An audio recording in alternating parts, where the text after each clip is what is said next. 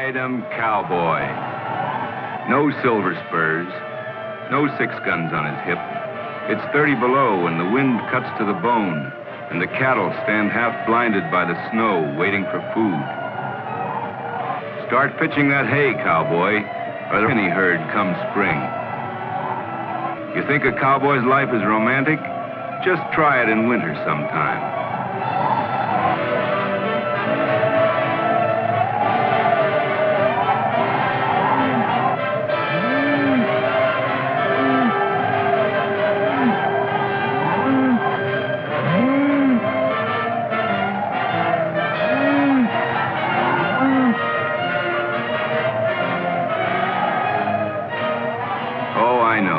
I had a lot of fine, fancy ideas about cowboys myself when I first came out here last spring to do a picture story about them for a magazine.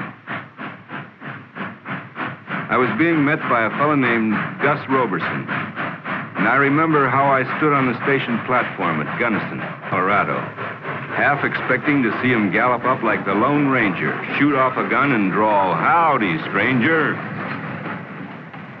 When he arrived in a pickup truck, I found myself thinking, he doesn't look like any cowboy I ever saw. More like businessman, or maybe a gentleman farmer.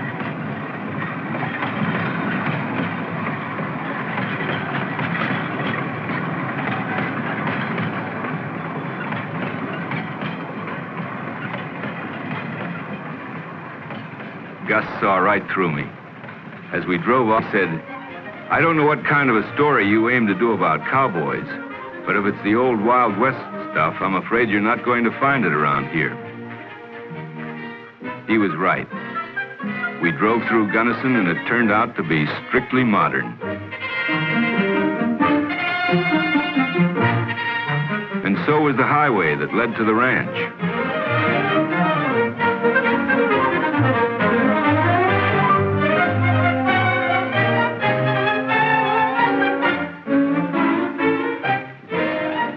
Gus owns one of the finest ranches in the area. As we drove up, I saw cottonwood trees and things that looked pretty much like any well-to-do farm. Old buildings and new. The ranch was homesteaded by Gus's grandfather. Each generation has built it up a little more.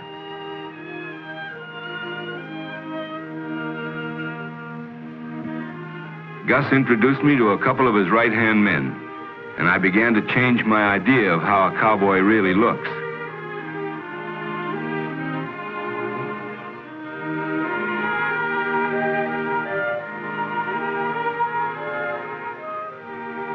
We walked around looking the place.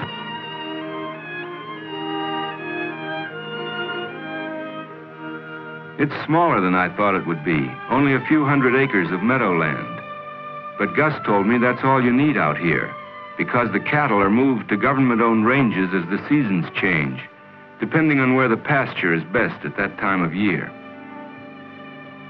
While we were talking, up rode a fellow who looked more like my idea of a real cowboy. First person I'd seen on a horse since I came west. But it turned out to be Tony Buffano, which of course no real cowboy is named. And when I saw him roll a cigarette with both hands instead of one, I was really sad.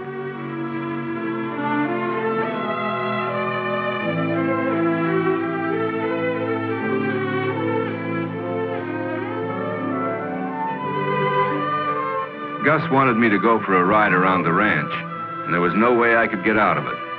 I put on my brand new blues and went out like a steer going to slaughter.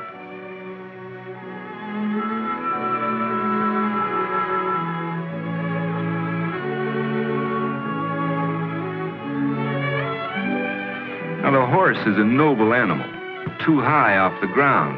You fall off a horse, it's like falling out of a second-story window. This horse they had picked for me was just a little short of 3 stories. "Take it easy," Gus said. "She's a little nervous." "She's got nothing on me," I told him. I just made it to the saddle, and when I looked down at the ground, I wished I was back in Detroit.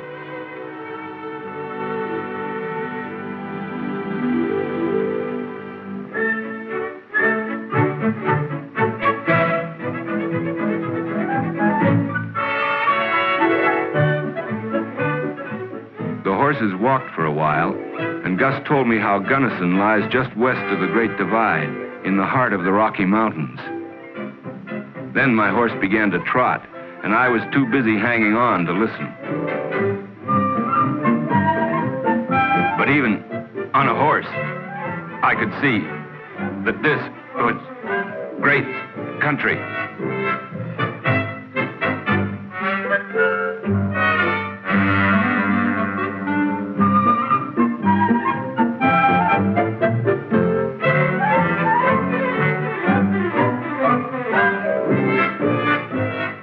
Then we stopped, and I had my first good look around the range. It sort of took my breath away.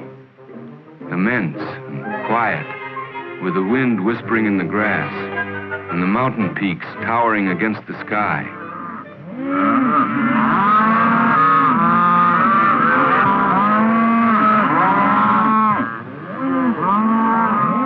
I got my first look at cowboys in action when I went out to take pictures of them branding calves. And now it began to look more like the Old West.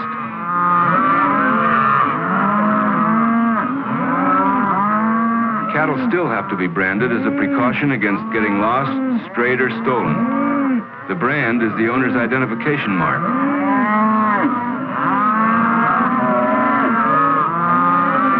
Branding burns away the hair and only sears the skin enough to leave a scar. The Roberson brand is the quarter circle L. A brand can be changed, so as an added precaution, the calf is earmarked. At the same time, it is dehorned by applying a paste which eats the horn away. Each calf is inspected for pink eye and inoculated against blackleg, a disease which used to wipe out whole herds before the serum was discovered.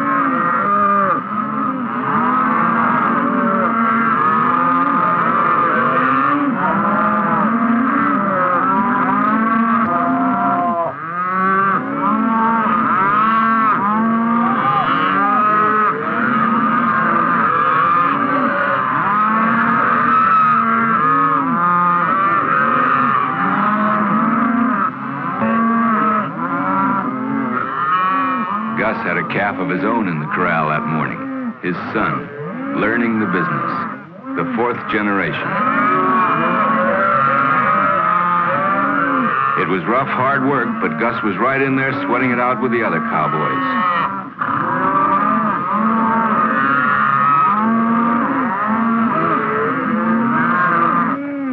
As soon as the last calf had been finished, they were all let out to rejoin their mamas.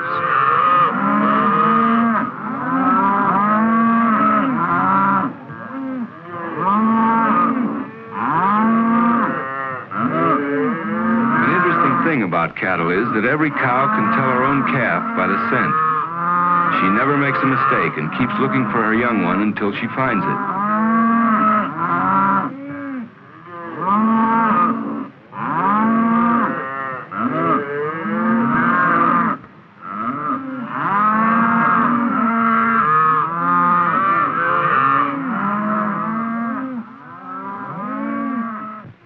By this time, the boys had worked up a healthy appetite.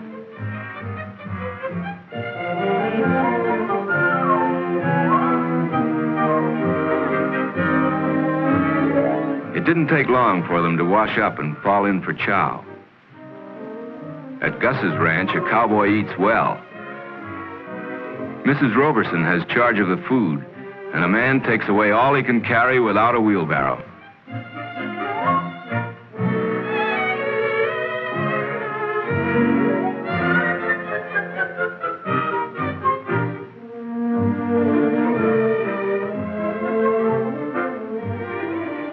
The only sound was the chomping of jaws.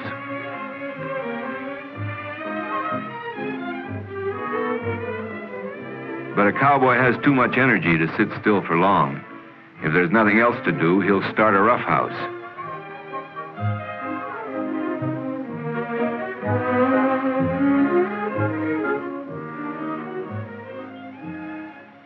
A cowboy's everyday chores keep him plenty busy.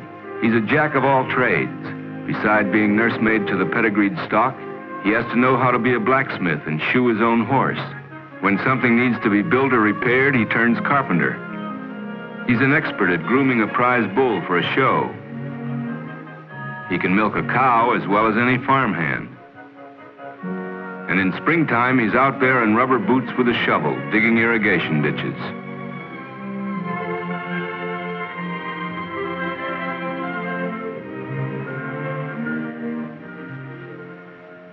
But when you see him riding the range or relaxing in the bunkhouse, it takes you back to the Old West. He was huddled in a heap at the head of the draw, all cuddled in a bunch to keep warm. Lampy tied his feet, told him o'er his horse, then he started for the shack. But the wind commenced to blow, and the snow piled high and pulled Limpy straight from his track. He reached Camp 3 in the morning, and he put the little Maverick to bed. He flopped in his bunk, unable to move. The next morning, poor Limpy were dead. Now there's a room full of a cowboy who has that kind of love, and he'll soon be riding old paint over again when he rides on that range up above.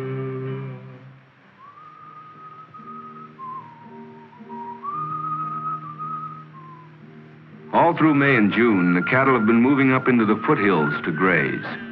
Along about July, the grass there turns brown too, and now starts the long drive up into the mountains where the green pastures lie.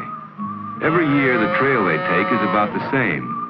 Cattle will follow like sheep, so the cowboys pick a bull and a couple of cows who know the way and use them as leaders. With this advance group goes the trail boss, and the main herd follows.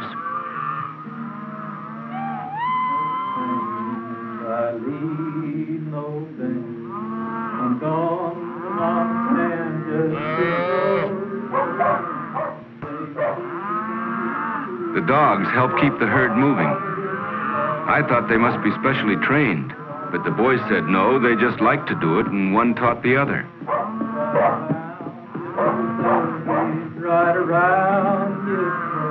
I was right up there with the rest of the boys. The herd was only going 3 miles an hour.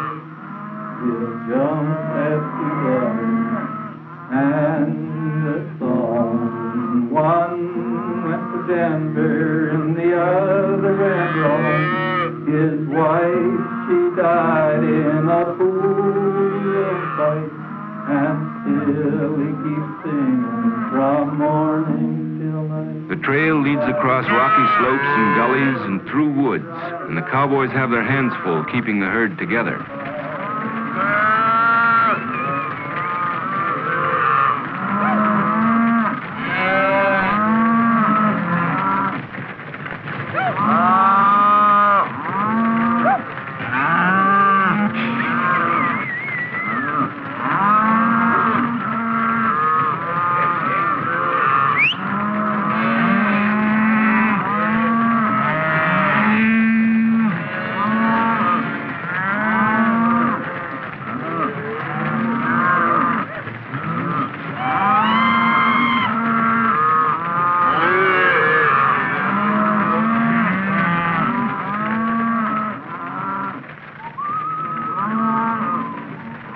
By now, my horse was going his own gait, and mighty rough it was, too. I wondered how many cattle we had left behind in the woods. I was amazed to find out that we hadn't lost a single head on the drive so far, and that such a thing rarely happened. The trail wasn't always straight up, but slowly we were gaining altitude. It takes 2 to 3 days to reach the top, and the cowboys never push the herd because they don't want the cattle to lose weight. Progress may be slow, but there's never a dull minute. Cattle are contrary beasts. One may suddenly break and run for the nearest cliff, and have to be driven back before he falls and kills himself.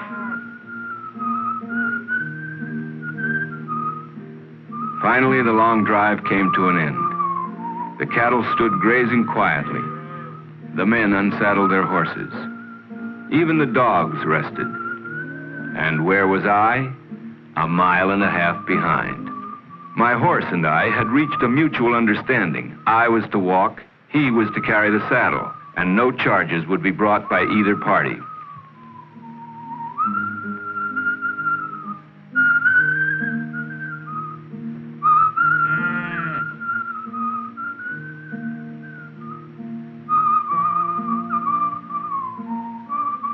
I took quite a kidding from the boys when I arrived, but I was so glad to sit down I didn't care.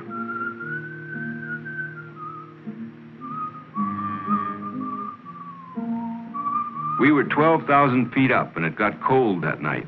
We needed the campfire and plenty of hot coffee to keep warm.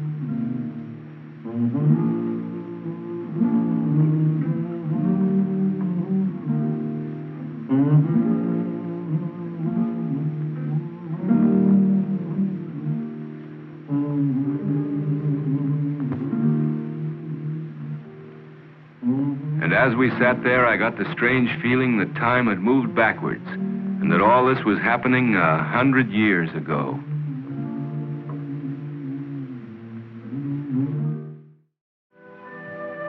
All summer long, the cattle from the many ranches in the valley stay cool and high in the mountains, grazing and putting on weight. This is part of the national forest. The land is public domain, and the ranchers pay an annual fee for the use of these ranges. Once the drive is over, only a couple of cowboys are left to ride her. After the rough, hard work they've done all spring, riding the summer range seems like paradise. The long days roll past slowly, full of sun and space and silence.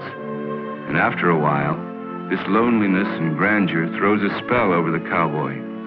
He too becomes touched with silence and solitude, which gives him an extra air of dignity and a certain timeless quality as well.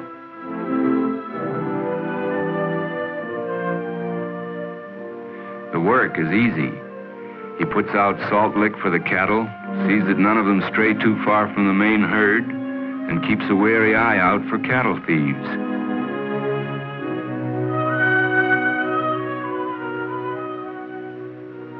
His adventures are simple, like seeing a deer in the forest.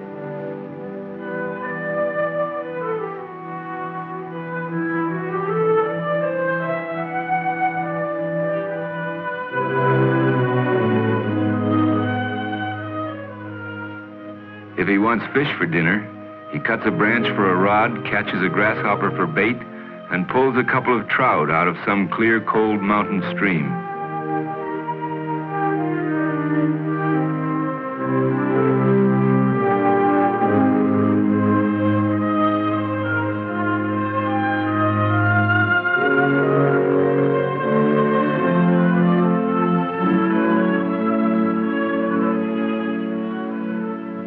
Once in a while, he gets out his rifle and takes a shot at a woodchuck, just to keep his hand in for the deer season.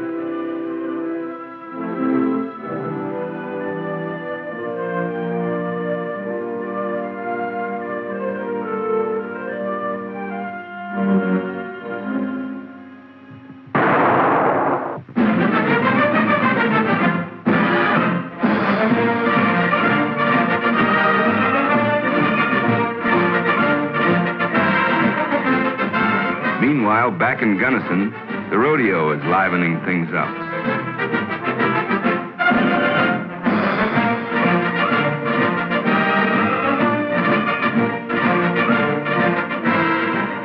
This is the cowboy's big day. Now he gets a chance to show his stuff.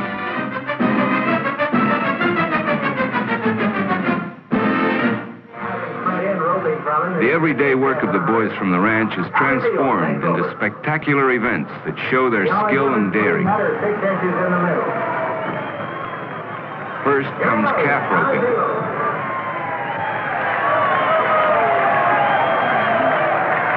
The cowboy has to rope and throw the calf, Then bind 3 legs together in a knot that holds.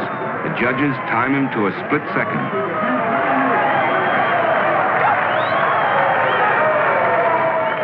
The horses are trained to keep the rope tight so the calf can't get back on his feet. If they don't, this is what happens.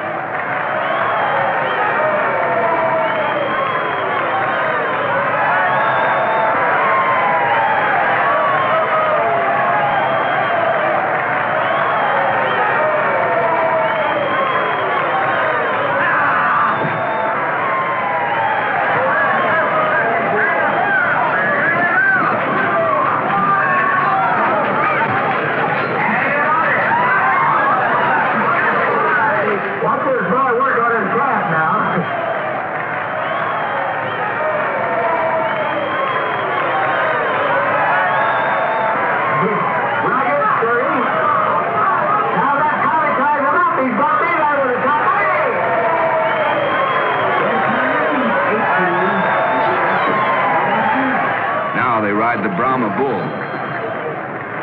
The skin on a Brahma bull is loose and makes him hard to ride.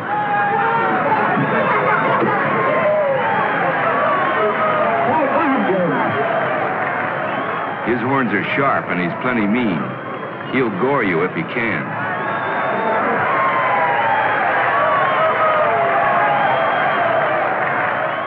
Bulldogging. A hazer rides to the right of the bull and keeps him from swerving. He times his fall, grabs both horns, and locks the steer's neck under his right armpit. He has to turn the bull clear over onto his other side. Stopwatches check how long it takes. These bulls may be small, but they weigh plenty, and they can be very obstinate. Getting them off their feet depends on sheer strength.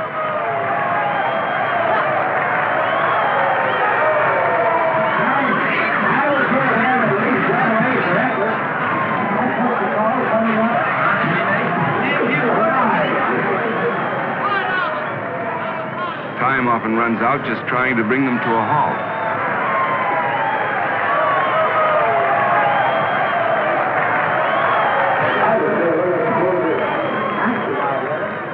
Of course, there's plenty of bronc busting. A rider has to stay on for 10 seconds. The bell signals the time.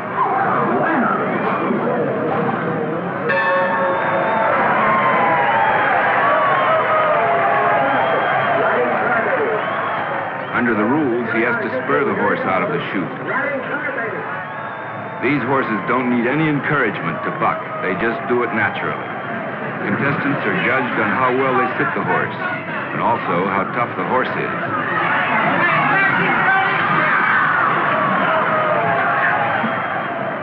This year, the horses were plenty tough. One of them, named Babyface, had never been ridden for more than 6 seconds.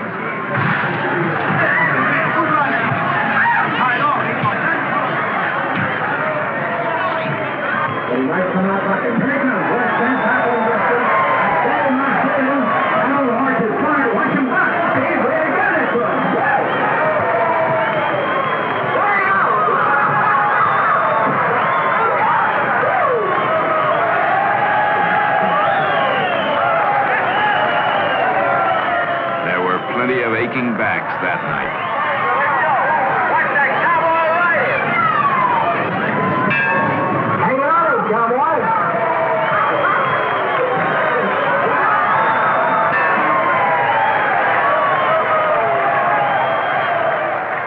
After what I saw out there, you'll never get me on a horse again. A cowboy is a part-time farmer, too. He has to grow hay for the cattle to eat during the winter.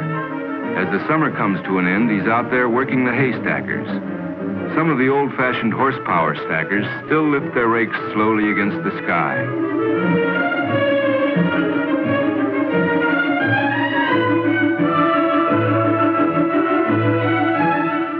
But more and more machines are coming onto the landscape and making the cowboy's life easier.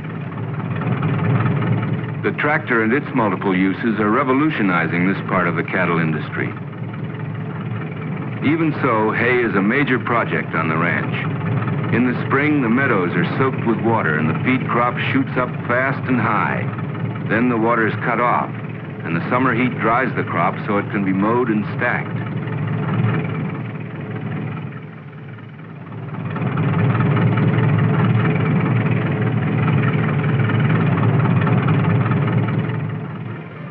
Modern stackers, powered by trucks instead of horses, have cut down a lot of time.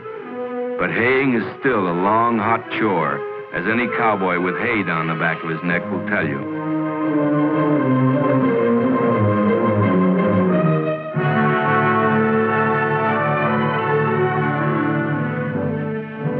You can tell it's fall when there are haystacks in every field.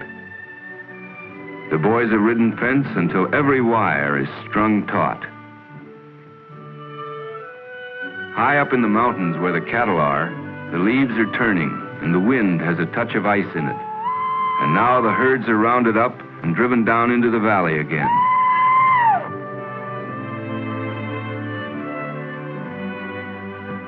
The drumming of hoofs sets long echoes rolling across the mountain passes.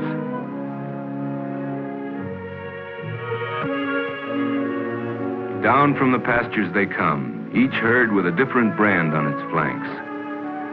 The I Bar from Powder Horn, the Lazy JC from South Beaver Creek, the Crossbar from Upper Tomichi, the JEO from Old Agency, the T Quarter Circle from Red Mountain, the Bar V7 from Swampy Pass, and the Quarter Circle L out of Gothic. Down, down they come.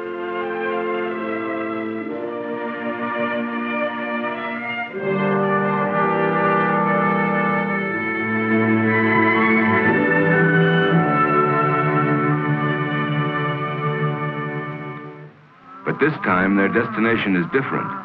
Solid with meat, healthy and strong, they are going to be shipped off to the stockyards.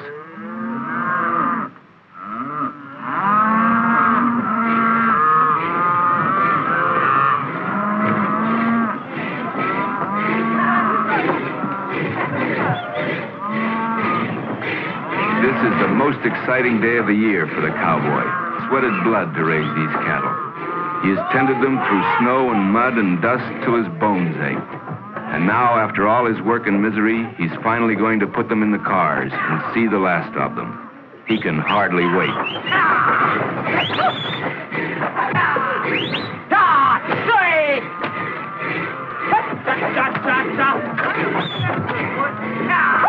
String along, cattle!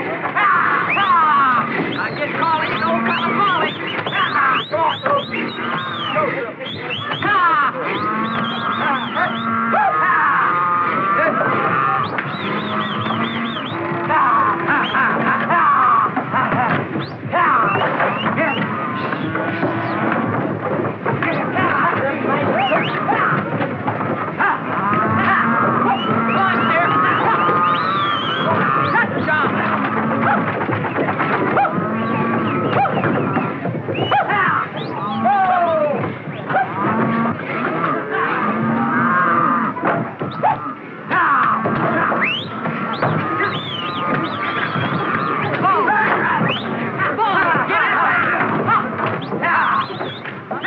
The last door is pushed shut, and now the cowboy can relax. And so can the owner. This is the payoff.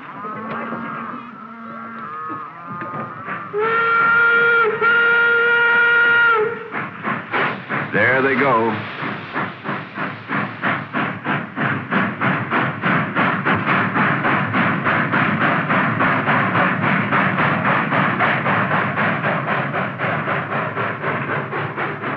But nobody will be able to rest for long. Back at the home ranch, the base herd will have to be nursed through the hardest season of all.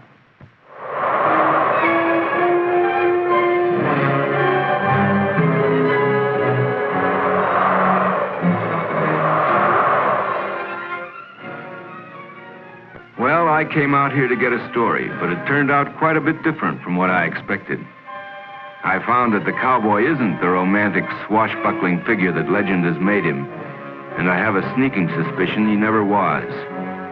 He was probably pretty much the same in the old Western days as he is now, but still makes him one of the most rugged characters in the American scene. I said to Gus, I sure wouldn't trade jobs with you, mister. Yeah, he said there must be some easier way to earn a living. Reckon I'll quit the cattle business and get me a nice soft job back in town. But that's just talk. Next spring, Gus will ride out on the range and look things over, and he'll feel good again.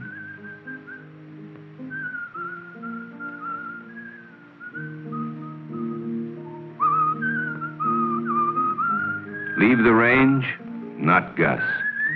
Never in this world. The range is a cowboy's home. All day on the prairie in the saddle I ride, not even a dog boy to trot by my side.